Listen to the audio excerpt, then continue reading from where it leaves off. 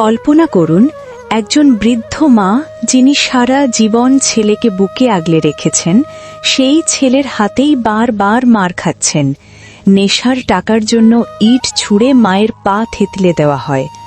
আর্ত চিৎকার শুনে ছুটে আসা প্রতিবেশীরা ক্ষোভে ফেটে পড়েন। গাজীপুরের শ্রীপুর উপজেলার টেপির বাড়ি গ্রামে বাস করেন ৬৫ বছরের খোদেজা বেগম।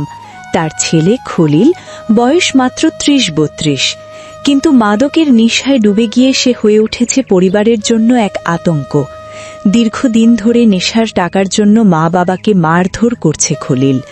গত শনিবার সকালে আবারও টাকা চেয়ে না পেয়ে ক্ষিপ্ত হয়ে ওঠে।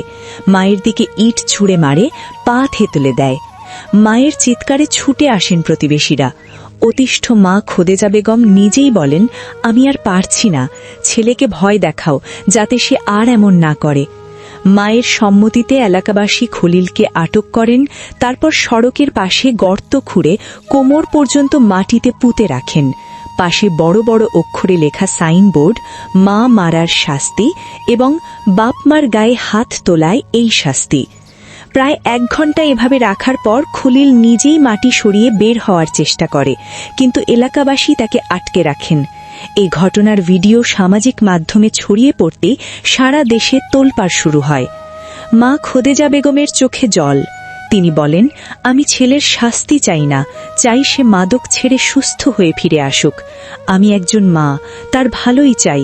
কিন্তু দীর্ঘ নির্যাতনে অতিষ্ঠ হয়ে তিনি এলাকাবাসীর কাছে বিচার চেয়েছিলেন। পুলিশ জানিয়েছে, আইন নিজের হাতে তুলে নেওয়া ঠিক নয়। ঘটনাস্থলে পুলিশ পাঠানো হয়েছে, তদন্ত চলছে।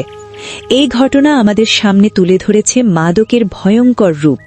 একটি পরিবার কিভাবে ধ্বংস হয়ে যায়, একজন মায়ের বুক কিভাবে ফেটে যায়। শুধু শাস্তি নয়, দরকার মাদকাসক্তদের চিকিৎসা আর পুনর্বাসন। সমাজ হিসেবে আমরা যদি হাত বাড়াই, তাহলে হয়তো আর কোনো মায়ের চোখে এমন জল দেখতে হবে না। মা তো সবারই মা, তাকে সম্মান করুন, ভালোবাসুন, কারণ মায়ের এক ফোঁটা চোখের জল পুরো সমাজকে ভিজিয়ে দিতে পারে।